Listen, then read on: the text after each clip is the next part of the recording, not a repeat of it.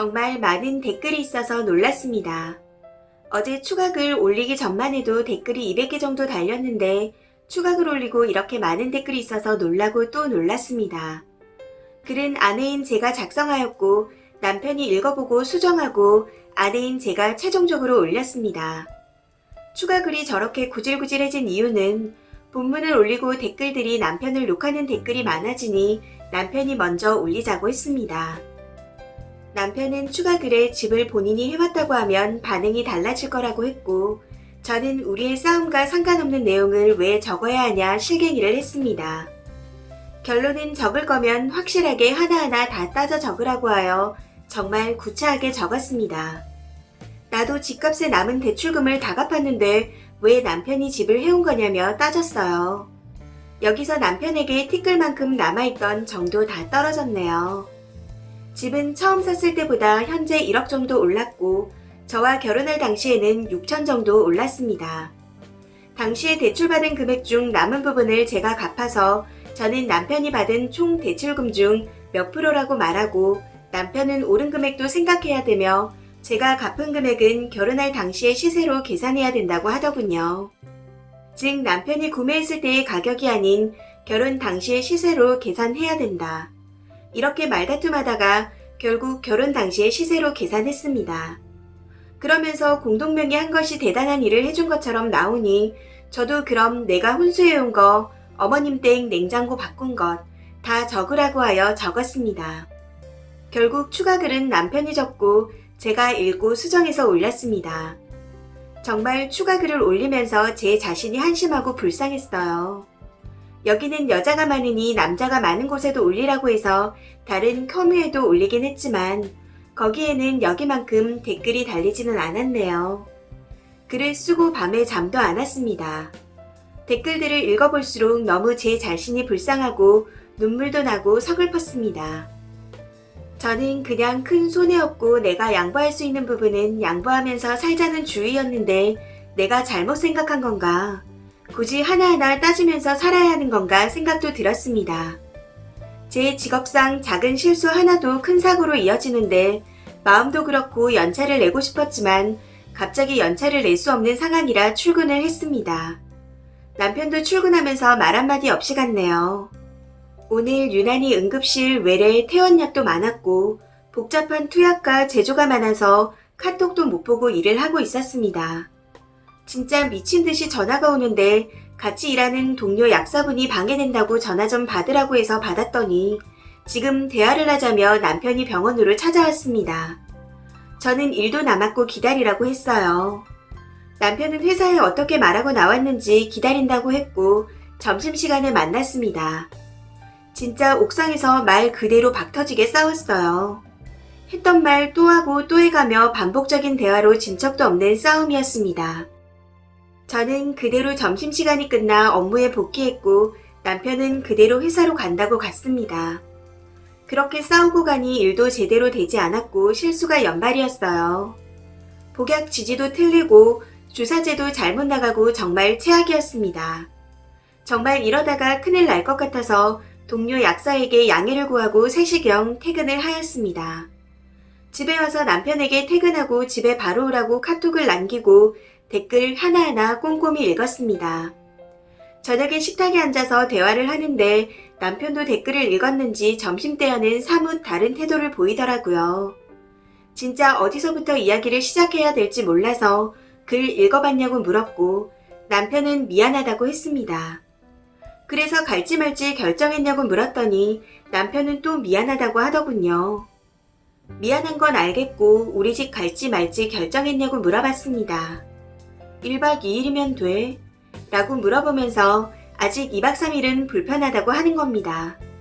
정말 정이 떨어지니 말 한마디도 거슬리더라고요. 이 상황에서도 자기가 불편하다고 1박 2일은 안 되냐 물어보는 남편한테 참 복잡한 감정이 들었습니다.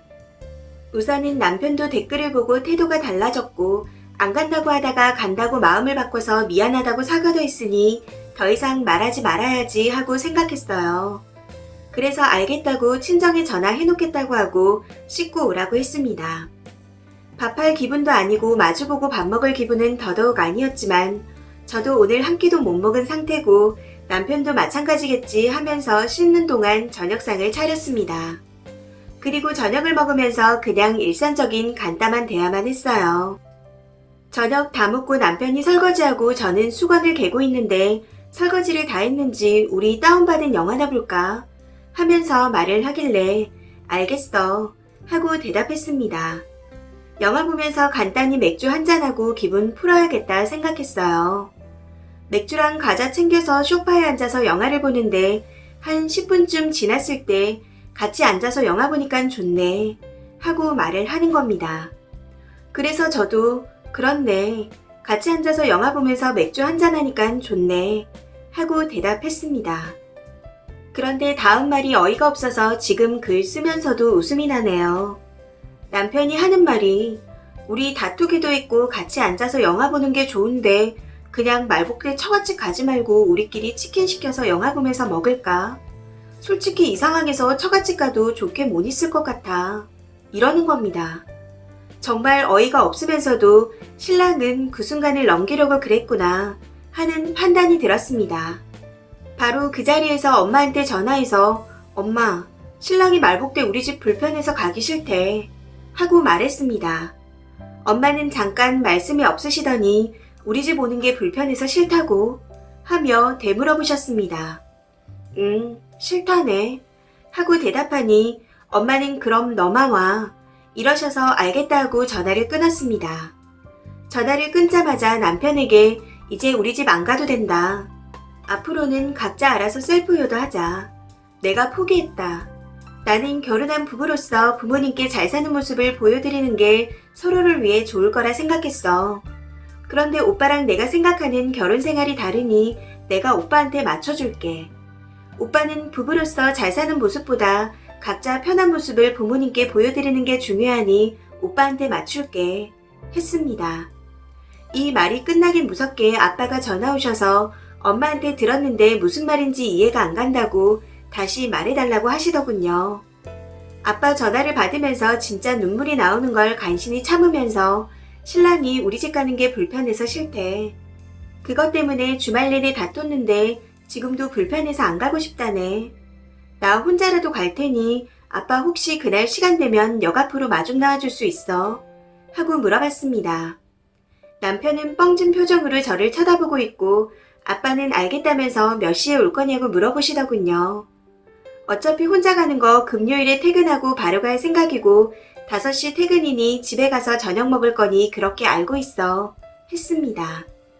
아빠께서 그날 비 온다고 하는데 퇴근 시간 맞춰서 병원으로 갈 테니 로비에서 만나자고 했고 그렇게 약속을 하고 전화를 끊었습니다. 그때부터 남편은 정말로 미안하다 빌기 시작했고 저는 필요 없다. 이미 늦었다. 내 마음은 변할 일 없을 거니 앞으로는 하우스메이트처럼 살자고 했어요. 남편은 진짜 미안하다. 내가 착각했다 하는데 필요 없다고 하고 안방으로 가서 이불이랑 베개를 주면서 나는 내가 사온 침대에서 잘 테니 오빠는 오빠가 가져온 소파에서 자라고 했습니다. 정말로 한순간에 마음이 식고 돌아선다라는 게 무엇인지 오늘 깨달았어요. 그리고 왜 복날까지 챙기냐는 댓글들이 많이 보여서 한마디 덧붙이자면 TV를 보는데 삼계탕 먹는 장면이 나와서 그 장면을 보고 복날이 생각났습니다. 그래서 남편에게 우리 복날에 둘이 맛있는 거 먹으러 갈까? 검색해보니 초복이 목요일이야. 나 오전 근무하는 날인데 내가 오빠 퇴근 시간에 맞춰서 회사 앞으로 갈까? 하고 물어보았습니다. 남편은 결혼하고 처음 맞는 초복인데 둘이 보내기에는 좀 그렇지 하면서 부모님이랑 같이 삼계탕 먹자 라고 먼저 제안을 했습니다. 그러면서 그날 오전 근무면 내가 반찬해서 같이 장 보면 되겠다 하고 남편이 말했어요. 저는 그럼 우리 집은 중복대 가면 되겠다. 그리고 말복은 우리 둘이 보내자 하고 제가 제안했습니다. 초복 때 시댁 갔으니 중복은 우리 집 가야 돼 하는 마음이 아닌 남편 말대로 처음 받는 복날이고 부모님과 함께 보내자고 하니 양가 부모님과 한 번씩 보낼 마음이었습니다. 처음부터 나서서 제가 먼저 부모님과 같이 보내자고 제안한 적은 없습니다. 왜 처음에 거절 안 했냐고 물어보시면 그냥 그 정도는 제가 할 수 있는 일이라고 생각했어요. 집에서 삼계탕 끓이는 일이 어려운 일도 아니고 특별한 기술을 요하는 일도 아니어서 그 정도는 제가 할 수 있는 일이라고 생각했기 때문에 거절하지 않았던 겁니다. 많은 분들이 이혼하라는 댓글을 주셨는데 아직은 이혼 안 합니다. 오늘부터 각방은 당연한 거고 혹시 몰라 피임도 확실히 할 예정이에요. 시술할 겁니다. 저 남편한테 차도 사줬고 어머님 댁 냉장고도 큰 걸로 최신형으로 바꿔드렸습니다. 가전제품과 자동차는 감가상각비가 적용돼서 가격이 떨어지지만 집값은 오르니까 집값 오를 만큼 오르면 그때 재산 분할해서 집값 반 가져오면서 이혼할 겁니다. 더 이상 남편에게 양보는 해주고 싶지 않네요. 댓글입니다. 첫 번째 댓글. 남편분 혹시 사회생활은 가능한가요? 그리고 아내분은 뭐하러 시간 낭비, 체력 낭비, 감정 낭비하면서 그 남자랑 더 같이 지낸다는 건가요? 인생 짧아요. 본인을 좀 사랑해주세요. 아내분이 너무 아깝네요. 두 번째 댓글. 고생하셨어요. 각자 셀프효도만 하시고 이혼하기 전까지 시댁의 얼굴도 비치지 마세요. 왜냐고 묻는다면 불편하다고 하세요. 저거 머리 굴러가는 소리가 여기까지 들리네요. 받은 게 있으면 주는 법도 알아야지 초딩인가? 네가 해온 게 많다 쳐요. 그럼 와이프가 시댁에 하는 건 당연한 거고 너는 불편하면 처가댁에 안 가도 되는 건가요? 뭐 이딴 새끼가 다 있지. 이 모든 사람들을 화나게 하는 것도 능력이네요. 세 번째 댓글. 꼭 하우스메이트로 살아야 하나요? 둘이 영화 보는 게 이렇게 좋은데 말복에 둘이 영화 볼까라니. 눈에 훤히 보이는 찌질함이네요. 후기조차도 찌질해서 못 봐주겠어요. 네 번째 댓글. 남자 정말 찌질하다. 지 부모만 챙기고 싸울 때 뭐 해왔니 하며 돈 가지고 쪼잔하게 굴고 또 부인 조정하려다 마음대로 안 되니 사과하고 이건 정말 답이 없다. 뭐 문제가 한두 개여야 어떻게 참고 살죠. 이것도 인간이라고. 다섯 번째 댓글. 마누라가 예쁘면 처갓집 기둥에다가도 절을 한다는데 님을 별로 안 사랑하는 것 같아요. 조건 보고 적당하다 싶어서 결혼한 느낌이랄까. 만만하고 말 순이 잘 듣고 직업도 좋고 데리고 살기 좋겠다 싶었겠죠. 거기다 거의 반반 결혼이면 손에 안 보는 장사인데 집이나 차도 돈 부담하라고 남편이 은근히 압력 넣지 않던가요? 마음 여리신 것 같은데 또 속이는 척 들어오면 받아줄까봐 제가 다 걱정되네요. 여섯 번째 댓글. 이혼이란 게 쉽지 않은 건 맞는데 벌써 피임 시술을 생각하다니. 솔직히 님 남편이 지금 얼마나 막 나가고 어처구니 없는 건지 감이 잘 안 오시죠? 부모님 찬스 쓰고 친정 가면 미안하다고 데리러 오고 해피엔딩 될 것 같죠? 그거 끝 아니에요. 시작이지. 님 남편 진짜 영악하고 막 나오고 님 무시하고 있어요. 결혼 초반에 이러는 놈 없습니다. 진짜 이혼하겠다고 다짐하고 판 벌려도 남편 정신 들까 말 건데 피임에 집값을 생각하고 있다니. 님이 그러니까 남편이 영화나 보자는 소리를 하는 거예요. 만만하게 보고. 이 사연은 여기까지입니다. 시청해주셔서 감사합니다.